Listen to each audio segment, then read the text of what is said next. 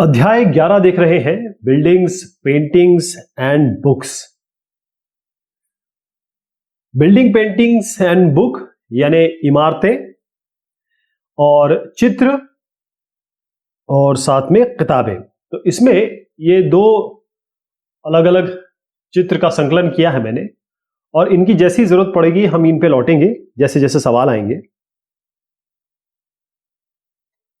Bhagavad Gita is a part of, Bhagavad Gita किसका part है? यह हो गया महाभारत। भगवत गीता महाभारत का पार्ट है, इसको श्रीमद् भगवत गीता भी कहते हैं। तो यह महाभारत का पार्ट है। Mention the feature of Bhagavad Gita. तो भगवत गीता में ये एक आप ये कहें जिस तरीके से मुसलमानों के लिए कुरान है और क्रिश्चियंस के लिए बाइबल है, वैसे ही आप मान लीजिए भगवत गीता है।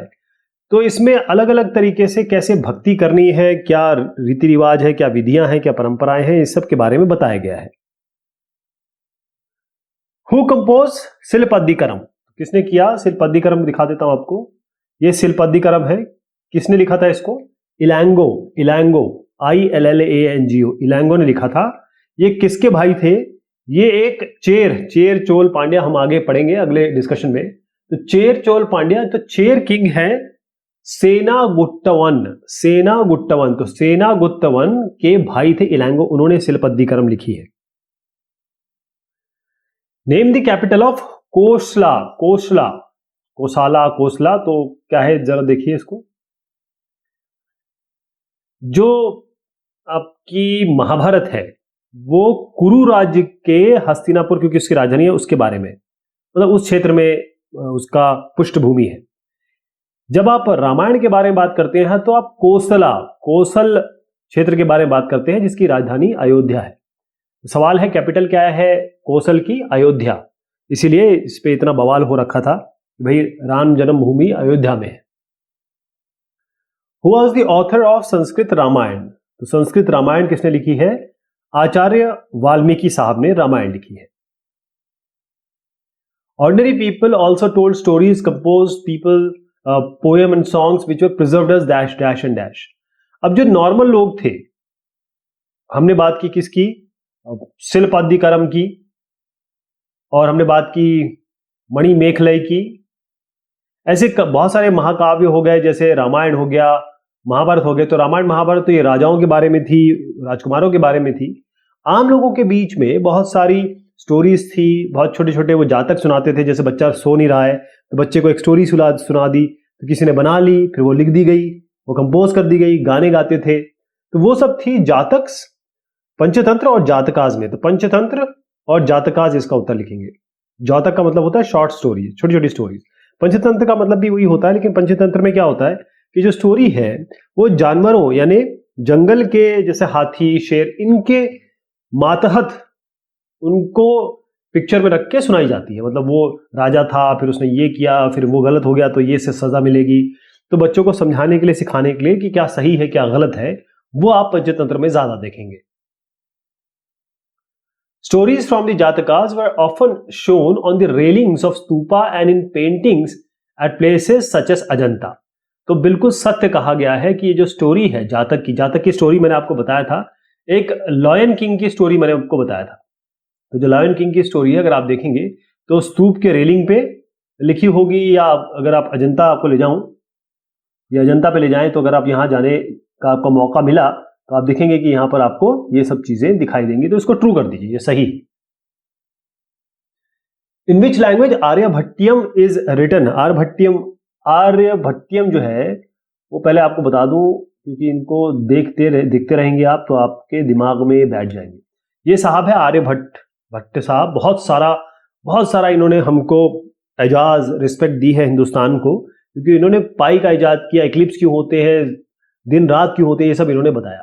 तो इन्होंने एक संस्कृत में लिखा आर्यभट्टियम। तो इसका उत्तर क्या होगा? Sanskrit. आर्यभट्टा's contribution to science included inventing the way of calculating the circumference of a circle. तो circumference सर्कल का, यानी कि जो वृत्त होती है, वृत्ताकार, इसका सर्कल निकालने के लिए आपको पाई की आवश्यकता पड़ती है। पेरीफेरी, बाउंड्री, सर्कमफेरेंस, जो भी कह लीजिए आप।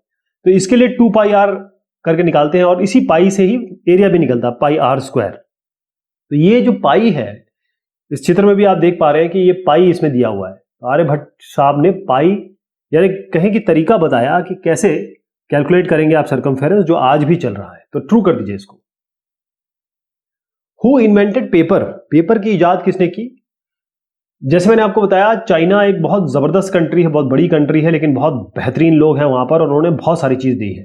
जैसे सिल्क चाइना ने दिया, ठीक, चाउमीन चाउमीन चाइना ने दिया, कोरोना चाइना ने दिया, इसके अलावा पेपर भी चाइना ने दिया। तो ये इसको काई लुन साहब है, उन्होंने इन्वेंट किया था। काई लुन साहब, इन्होंने बहुत सारी चीज थी, जैसे लुगदी बनाने के लिए, जो सुखा के फिर वो पेपर बनता है, उसके लिए वो पेड़ों की छाल यूज किया करते थे और तमाम चीजें यूज किया करते थे, जो भी उनको मिली थी उसको फिर लुगदी बनाते थे, उसको सुखाते थे तो पेपर बनता था। तो काई लुन लिखेंगे आप इसमें। In which state Bhitargaon is situated?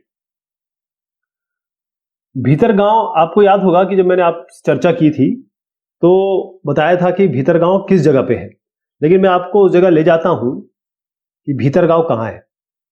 Bhitargaon है कानपुर में, ठीक। आप इधर आ जाइए, क्योंकि ये जो इलाका है उत्तर प्रदेश का, यहां पर एक शहर है जिसका नाम है कानपुर। अभी जो कानपुर इलाका है उसमें चौबेपुर के पास में अभी एक कांड हुआ था, आपको याद होगा, चौबेपुर में। तो चौबेपुर के पास ही समझ लीजिए, और कानपुर से थोड़ा ही दूर है ये भीतरगांव। तो भीतरगांव तो मैंने आपको बताया, लेकिन इसकी मैं आपको इसका मंदिर जरूर दिखाऊंगा जिसके बारे में चर्चा हो रही है। अब आप इसको ध्यान से देखिए, ये जो मंदिर है ये वाला, ये भीतरगांव का मंदिर है और ये किससे बना हुआ है? ये ईंटों से बना हुआ है। ये भीतरगांव है, यहां बाकायदा आप देख पाएंगे कि ये भीतरगांव है। तो कहां, किस स्टेट में है? तो ये उत्तर प्रदेश में है। किस शहर के पास में है? कौन सा इसके पीछे पास लैंडमार्क है? तो आप बता सकते हैं कि Kanpur. Why Bhitargaon is famous? अब किस लिए फेमस है? देखिए, ये बेहतरीन कलाकृति है ये और सालों साल पहले की है। तो ये यहां पर एक बहुत जबरदस्त फेमस टेंपल है, और ये जो टेंपल है ये ईंटों से बना हुआ है। और ये जो आप देख रहे हैं ये गर्भगृह है। गर्भगृह मतलब यहां पर मूर्ति रखी होगी, तभी इसको गर्भगृह कहते हैं। इसके ऊपर एक शिखर बना हुआ है। Shikhara is usually constructed on the top of, over the top of. अभी मैंने उत्तर दिया, जहां भी, जैसे आप देखिए एक मंदिर की जगह होती है, ये मान लीजिए मंदिर का परिसर है, यहां पर एक बिल्डिंग होगी या एक कुछ बना होगा। जैसे एग्जांपल दिखाता हूं आपको कि जैसे ये मंदिर है, मंदिर में ये भी हो सकता है, ये भी हो सकता है, ये भी हो सकता है, ये भी हो सकता है, लेकिन इनमें से किसी में एक में जो मेन भगवान है उसकी मूर्ति रखी होगी। जैसे ये है, तो इसमें भगवान की मूर्ति रखी है। अभी जो भगवान की मूर्ति रखी है इसके ऊपर इस तरीके से शिखर बना दिया जाता है ताकि अलग से दिख जाए कि ये शिखर है। तो शिखर क्यों, किसके ऊपर बनाया जाता है? गर्भगृह। गर्भगृह, तो गर्भगृह मतलब जहां पर एक, जैसे मान लीजिए ये मैंने ये जगह बना दी, यहां पर जो भगवान है उनकी प्रतिमा रखी होगी और यहीं पे पूजा होगी, यहीं पे लोग आके पूजा अर्चना करेंगे। Kannagi, the wife of Kovalan, mentioned in the Silappatikaram, destroyed the city of. तो इनको देखिए, इनका चेहरा थोड़ा ध्यान से दिमाग में डाल लीजिए। ये शिलपद्दिकरम के बारे में बात कर रहा हूं। ये जो महिला है इनका नाम है कन्नगी। ये थी कोवलन, कोवलन जो एक मर्चेंट थे, ट्रेडर थे, उनकी पत्नी।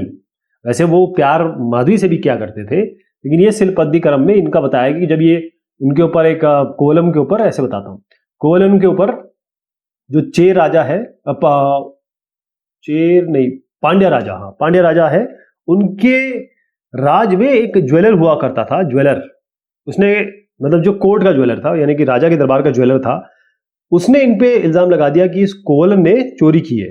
तो राजा ने इनको मृत्युदंड की सजा दे दी। और जहां पर कन्नगी को पता चला, कन्नगी का गुस्सा देखने लायक था, उसने पूरे मदुरई को खत्म कर दिया, नेस्तो नाबूद कर दिया। तो मदुरई इसका उत्तर है। Name the state where Amaravati is located at present. तो इसका उत्तर कई जगह आप देखेंगे, अगर इंटरनेट पे जाएंगे आप, तो इसका दे रखा है आंध्र प्रदेश, जो कि थोड़ा सा गलत है। अमरावती है आपके महाराष्ट्र में। आप देखिएगा, ये अमरावती दिखा देता हूं आपको। ये जो अमरावती है ये महाराष्ट्र में, थोड़ा सा महाराष्ट्र के लास्ट में है, आंध्रा के स्टार्टिंग में कह सकते हैं आप। लेकिन अभी जो जानकारी है वो अमरावती, आमला एक जगह है उसके पास में है। तो इसको मैं लिख दूं क्या? इसमें लिख दिया जाएगा कि ये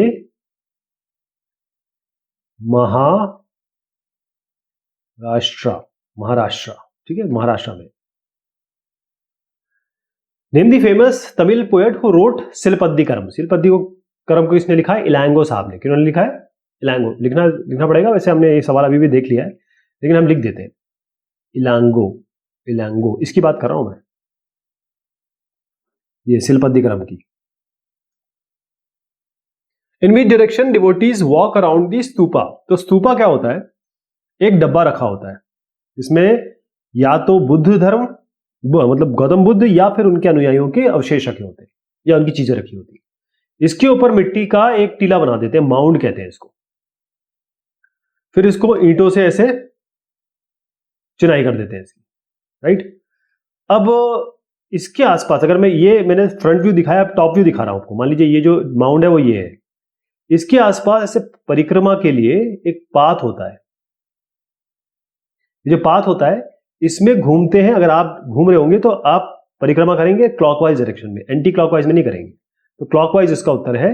जिस एंगल पे, जिस डायरेक्शन में घड़ी का कांटा घूमता है उसके बारे में बात हो रही है।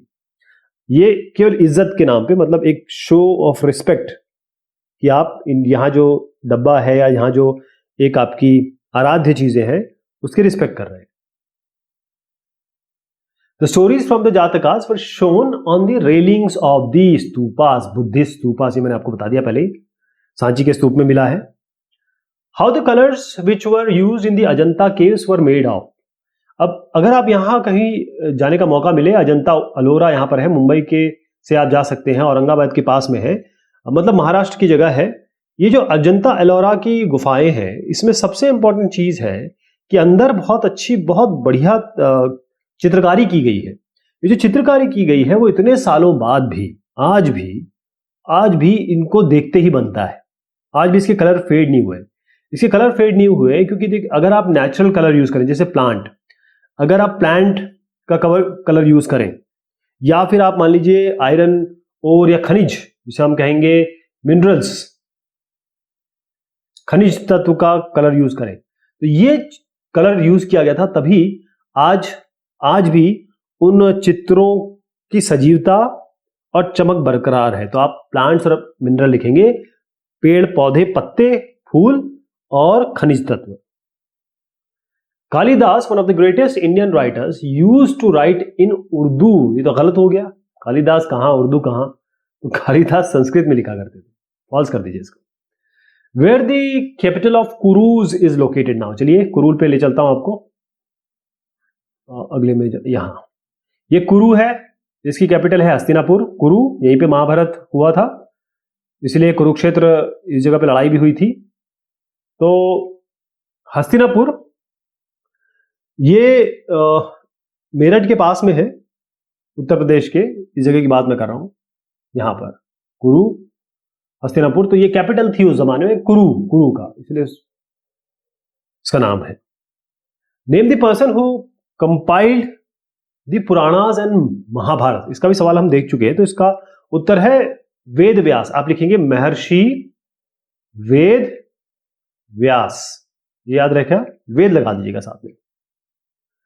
The technique of making paper spread from Europe to Europe. From Europe में कहां से आई? चाइना से वो गई कोरिया, कोरिया से गई जापान, जापान से आई बगदाद, मतलब इराक की राजधानी, वहां से फिर ये यूरोप आ गई। तो आप लिखेंगे बगदाद। बगदाद जो है इराक की राजधानी है। What is the most unique feature of Ashoka pillar at Sarnath. वैसे तो आप इसमें कुछ भी लिख सकते हैं, जो मैंने आपको पहले बताया है। अशोक पिलर के बारे में हमने पिछले डिस्कशन में लिया था, लेकिन इसकी जो चमक है, इसकी जो पॉलिश है, उसके बारे में आप यहां लिख सकते हैं। पॉलिश, ये बड़ी इतने सालों बाद भी अगर किसी की पॉलिश नहीं जाती है या खराब नहीं होती, तो आप सोच सकते हैं क्या नायाब काम किया गया होगा उस जमाने में। अब देखिए, साल पहले, सैकड़ों साल पहले आपका ताजमहल बना, और ताजमहल आज भी उतना ही सुंदर है और आज भी वंडर ऑफ द वर्ल्ड है। हमारे देश में सबसे ज्यादा लोग ताजमहल को ही देखने आते हैं। अब देखिए क्या कारीगरी थी उस जमाने की। एक और गलत भ्रांति इसके लिए ताजमहल के लिए फैला रखी है कि बनाने के बाद जो कारीगर थे उनके हाथ काट दिए गए थे। बिल्कुल गलत है, वो बदनाम करने के लिए हो। Name the centre of earliest Chalukyan art. अब ये चालुक्य के बारे में तो हम आगे पढ़ेंगे, लेकिन यहां पर बता देता हूं। ऐहोल, ऐहोल इसको दिखा दिया जाए अगर मेरे पास इसका चित्र हो तो। ये जो अहल है, चालुक्य की बात आई तो अहल लिखना भी बनता है। ऐहोल लिखी।